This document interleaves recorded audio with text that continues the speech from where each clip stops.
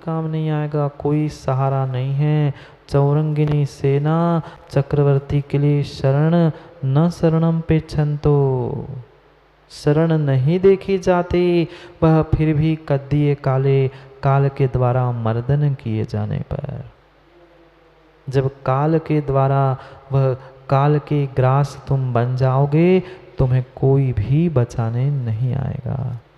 चाहे जितने मंत्र तंत्र विद्या धन संपत्ति नौकर सेना जो कुछ भी बना के रख देना, किला भी बांध के रख लेना, चाहे bullet proof jacket bullet proof कांच के अंदर घूमना, जब मारना होता है तो वह बुलेट प्रूफ जैकेट सहित ही तुम्हें उड़ा देता है। सुरक्षा कैसी होती है पंतप्रधान आदि आदियों की, उनकी कितनी सारी बुलेट प्रूफ व्यवस्था होती है, पर पता नहीं कहाँ से बुलेट कहाँ आके कब प्राण ले जाते हैं। जिसने बुलेट प्रूफ पहनाया था उसने ही बुलेट से उड़ा दिया। कहाँ व्यर्थ में हम डूबे हैं, कहाँ व्यर्थ में हम डूबे हैं। इस संसार में किसी शत्रु मित्र अच्छे बुरे किसी व्यक्ति में शरण की खोज मत करो, सहारे की खोज मत करो। कोई शरण देने वाला नहीं है, कोई शरण करने वाला नहीं है। एकमेव शरण है, निश्चय व्यवहार से उसे कल समझेंगे। क्या करे, समय हो जाता है, घड़ी को भी तो देखना। कोई नित्यता नहीं है, कोई शरण नहीं है, पर फिर भी हम नहीं समझ पा रहे। पल पल उस धन को संबंधों को जोड़ने के पीछे हम अपने समय को बर्बाद कर रहे हैं और कुछ नहीं। मात्र अशरण भावना हमें यही समझा रही है, जीवन से विमुख मत हो। रहना सबके साथ है, किसी से घृणा मत करो, किसी के साथ उपेक्षा अपेक्षा किसी भी प्रकार का व्यवहार मत करो। अगर कुछ करना है तो अपने आप का ही चिंतन करो। पर कहाँ हम इतने उलझ चुके हैं अन्य स्थानों में, कभी इससे शिकायत, कभी इससे घृणा, कभी इससे राग, कभी उससे द्वेष, मात्र इसमें ही हमारी परिणति चल रही है। यही अक्सर देखा जाता है, यही अक्सर देखा जाता है। एक के राग में हम दूसरे से द्वेष करते हैं और दूसरे के द्वेष को निभाने के पीछे कोमल दत्ता व्यक्ति किसी तीसरे से राग कर बैठता है। न राग बचेगा ना द्वेष बचेगा। जिसके राग में भी डूबकर तुम दूसरे से द्वेष कर रहे हो ना, वह राग करने वाला व्यक्ति भी समय पर सहयोग नहीं करेगा। हाँ, जिसके लिए जल रहे हो रोज याद दिलाते हैं, रोज याद दिलाते हैं भैया, जिसके लिए जल रहे हो ना वह तुम्हें जलाने ही आएगा। वो कभी भी नमोकार सुनाने आए नहीं आए, बात की बात है, पर जलाने वो पक्का है। दूसरा कोई नमोकार सुना के जा सकता है, पर जलाने के लिए वही चाहिए जिसके लिए तुम जल रहे थे, जिसके लिए जल रहे थे। इसलिए समझना, काल आने पर कोई भी बचाने वाला नहीं है।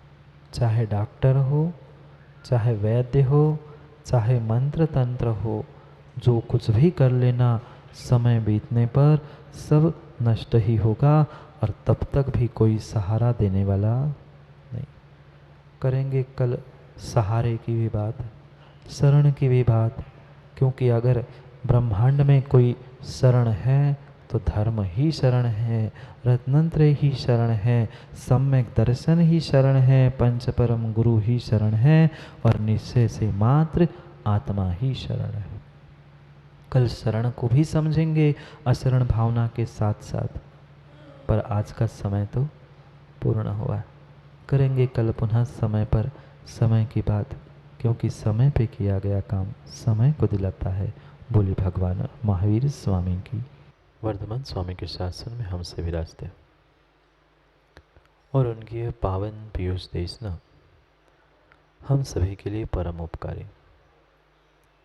अनादिकाल से हमारी आत्मा में जो जन्म जरा और मृत्यु रूपी रोग लगे, उन रोगों का उपशमन करने वाली कोई परम औषधि है तो वह एकमात्र यह चिन्हवाणी। भव्य आत्माओं, हम कुछ दिनों से विहार कर रहे थे अपने उस अभ्यंतर जगत में, अपने उस अंतरंग विश्व में हम विहार कर रहे हैं। आज तक हम प्रत्येक विरोधी से हारते रहे और फिर भी अपने अस्तित्व को नहीं समझ पाए। अब हमें उन विरोधियों को ही हराना है, क्योंकि विहार करना है। जहाँ विरोधी से हार हो रही थी, वही हमें विरोधियों की ही हार करानी थी। कौन विरोधी, कौन शत्रु और कौन मित्र? कोई बाहर के जगत के विरोधी, कोई बाहर के जगत के शत्रु की खोज नहीं करनी। हमें अपने ही भीतर जो कसाय, विकार आदि आदि जितने जितने शत्रु बैठे थे, उनकी मात्र पहचान करनी। खोजते रहे कब से कब तक हम कभी शरण खोजते रहे, कभी उन शत्रुओं से रक्षा के लिए मित्रों की खोज की, कभी मैंने अपनी रक्षा के लिए किसी आराध्य की, किसी भगवान की, किसी गुरु की, किसी रक्षक की याचना की।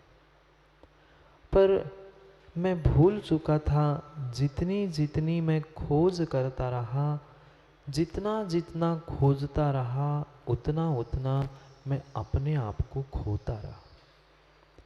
जितना जितना पंडित जी मैं खोजता रहा, उतना उतना अपने आप को, जो वास्तव में मेरे लिए शरण थी, उसको मैं खोता रहा।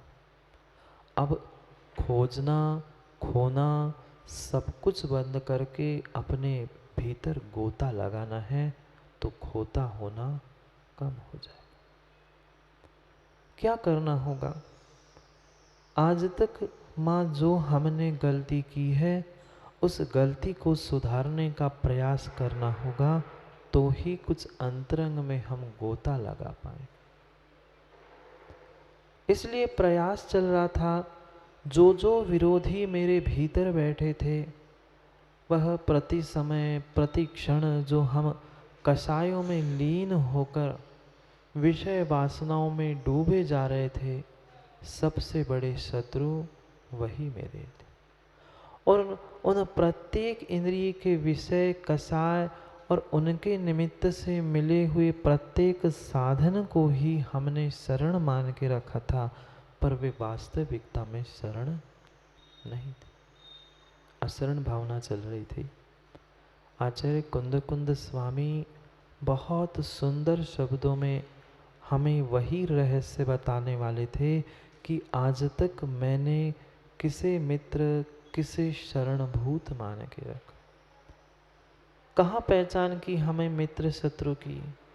किसी व्यक्ति को हमने मित्र माना, किसी व्यक्ति को शत्रु माना, किसी को भक्षक कहा, किसी को रक्षक कहा, पर ये बाहर के व्यक्ति न रक्षक थे न भक्षक थे, न शत्रु थे न मित्र थे। वास्तव में अगर हम खोज करना चाहे और समझना चाहे, तो जितने आराध्य आराधक भाव है, गुरु शिष्य संबंध है, वे परिपूर्ण रूप से मेरे भीतर है, पर मैं समझ नहीं। क्योंकि आज कुंद कुंद स्वामी और थोड़ा सा ऊपर चलकर और गहन गहन बात निश्चय से भी समझाने वाले हैं। शरण नहीं है, मरना है ही, तो क्या करूं? कल भी हम वही कला सीख रहे थे, समझ रहे थे। अशरण भावना जो हमें ज्ञान, विद्या और अनुभव एक साथ दे रही थी, उस अनुभूति के साथ ज्ञान को प्राप्त कर रहे। कहीं अपने आप से भागना, ये अशरण अनित्य भावना नहीं थी। संसार से भाग के कहीं एकांत में जाकर बैठ जाना, किसी के राग द्वेष परिणति करना, ये भी अनित्य अशरण भावना नहीं सिखा रही थी। फिर सिखा क्या रही थी? सबके साथ रहते हुए भी अपने आप की पहचान करना, स्वयं के भीतर जो शत्रु मित्र बैठे थे, रक्षक भक्षक था, उसको भी हमें समझना था। कोई बाहर का रक्षक हमें आज तक ना मिला है, ना मिलने वाला है। पर फिर भी कई कई स्थानों पर रक्षक शरण देखी गई है। विश्वास मानना, जब तक विमल भैया पुण्य का बल है, जब तक पुण्य की सत्ता सामने है, तब तक प्रत्येक अशरण में भी तुम्हें शरण मिलेगी।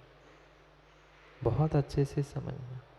जब तक पुण्य की सत्ता है, जब तक तेरे पास ये पुण्य रूपी प्रबल शक्ति है, तब तक अशरण में भी तुम्हें शरण मिलेगी। और जैसे ही तुम्हारा पुण्य का द्रव्य कम हो जाएगा, वही शरण तुम्हारे लिए अशरण बन के खड़ी। क्या रक्षक पुण्य के अभाव में बनाया था बॉडीगार्ड? पर जैसे ही पुण्य नष्ट हो गया, वही रक्षक भक्षक बन के खड़ा हो गया। पर कितना बड़ा हमारे भीतर भ्रम बैठा है कि ये मित्र मेरे लिए शरणभूत है, ये मेरी विकट संकट में मेरे लिए शरण सहयोग करने वाला सहारा होगा। नहीं है। किंचित भी हमें ये भूल नहीं करना है। अगर कोई मित्र शत्रु है, तो मैं स्वयं ही मेरा मित्र हूँ और मैं स्वयं ही मेरा शत्रु।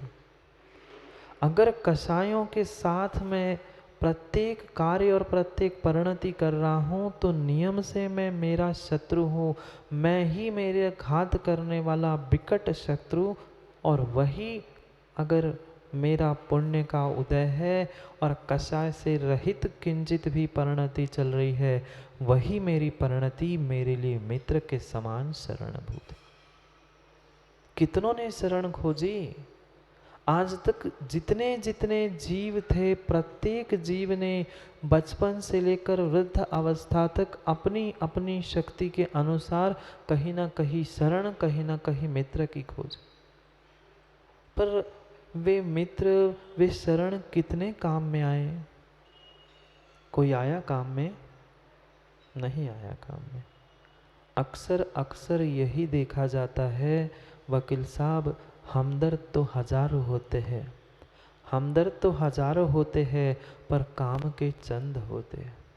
निहाल चंद जी, हमदर्द तो हजारों होते हैं, पर काम के चंद होते हैं। जरूरत पड़ने पर उनके दरवाजे भी बंद होते हैं। वास्तविकता यही परम सत्य है। जो चाहे आपको लाख कह दे, हम सब कुछ कर लेंगे आपके लिए, मैं तो आपके लिए प्राण भी दे दूंगा, पर जब देने का समय आता है, तब कोई किसी के लिए कुछ भी नहीं करता।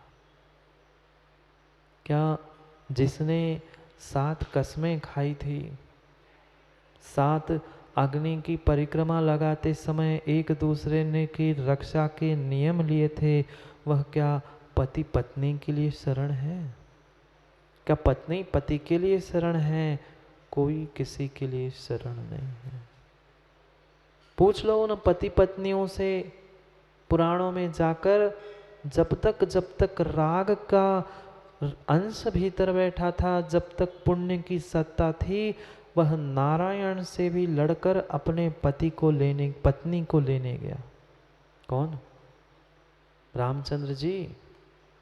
रामचंद्र जी जब तक पुण्य की सत्ता थी, जब तक भीतर राग की कणिका थी, तब तक पहुंच गया था। किससे लड़के?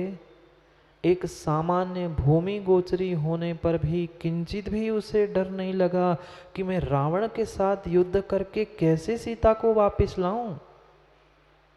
सीता से भी लड़ गया। सीता को प्राप्त करने से के लिए रावण से भी जाकर लड़ गया और जीतकर सीता को वापस ले आया। सीता तब तो यही समझ रही थी, हाँ मेरे पति मेरे लिए इतनी दूर से आए हैं, मेरे लिए वही शरण है, मेरे लिए वही रक्षा करने वाले हैं। पर मात्र कुछ ही दिन, कुछ ही महीने बीते थे, जैसे ही वह नगर में, जैसे ही राज्य में विवाद होना प्रारंभ हो गया, अपवाद होना प्रारंभ हो गया, बदनामी के डर से, बदनामी के डर से किसने छोड़ा? क्या बदनामी का वह लांछन लग चुका था? अभी कुछ भी सिद्ध नहीं हुआ था, मात्र लोगों ने इतना ही तो कहा था, किसी दूसरे के घर के रहकर आने वाली स्त्री मर्यादा पुरुषोत्तम ने रख ली। जबकि रामचंद्र जी को क्या पता नहीं था माँ कि मेरी सीता सती है? पता था, रामचंद्र जी को भी पता था, पूरे संसार को भी पता था, पर फिर भी मात्र प्रश्न उठाया था, मात्र प्रश्न उठा था। क्या पता इतने दिन दूसरे के घर में रह के आने वाली स्त्री को पुरुषोत्तम राम ने घर में रख लिया। राजा ही ऐसा करेगा तो प्रजा कैसे करेगी? मात्र इतना सा वाक्य क्या बोला था, जिस सीता के लिए रावण से लड़ने के लिए खड़ा हुआ राम, सीता को जंगल में छोड़ दिया। शरण थी? नहीं थी, किंचित भी शरण नहीं थी। यही तो मेरे भीतर बैठा हुआ बहुत बहुत बड़ा भ्रम है। समय पर वकील साहब कोई भी काम में नहीं आता। जब तक काम नहीं होता, ज़रूरत नहीं होती, तो पचासों हजारों सैकड़ों लोग तुम्हें कहने आएंगे, हमसे तो कहते वकील साहब, हम नहीं थे क्या, हम मर गए थे क्या, हम कर लेते इतना सा सहयोग। पर जब खराब दिन आते हैं, बुरे दिन आते हैं, तो वे ही मुंह फेर कर चले जाते हैं। उनके ही दरवाजे सबसे पहले बंद होते हैं और फिर धीरे से कह देंगे, वो तो पता नहीं था आप आ रहे हैं, नहीं तो मैं खोल देता। समझना, समझना, उस स्वार्थ भरे इस संसार में कौन मेरे लिए शरण है? जब तक स्वार्थ है तब तक सभी शरण है। या अगर अध्यात्म आगम से कह दे तो जब तक तुम्हारा पुण्य का उदय है तब तक सब कुछ तेरे मित्र है। जैसे ही दिन बदल जाते हैं, जैसा ही समय बदल जाता है, वही रामचंद्र जी जो इतना इतना पुरुषार्थ करके कहाँ लंका पहुंचे, कहाँ उस रावण से लड़ाई की, और कहाँ वही रामचंद्र एक छोटे से वाक्य को सुनकर सीता को जंगल छुड़वा के आ गए। कितना कितना बड़ा भ्रम हमारे भीतर है कि कोई तो मुझे सहयोग करेगा, कोई तो मेरे लिए शरण होगा। नहीं है। समझो, इस संसार की अशरणता को समझो। अशरणता को समझने के बाद हमें रोना नहीं है। नहीं तो घर में जाकर रोने लग जाए कि अरे बेटा काम में नहीं आएगा, पिता भाई मित्र काम में नहीं आएगा, मैंने इतना समय बर्बाद किया। हाँ, बर्बाद तो पंडित जी किया ही है, पर रोने से काम होने वाला नहीं है। व्यतीत होने के लिए अशरण अनित्य भावना नहीं कही है। मैंने आज तक जो चेष्टा की थी, जो क्रियाएं की थी, कार्य किया था, वह सब कुछ व्यर्थ हो गया, इसका बोध हमें करना है।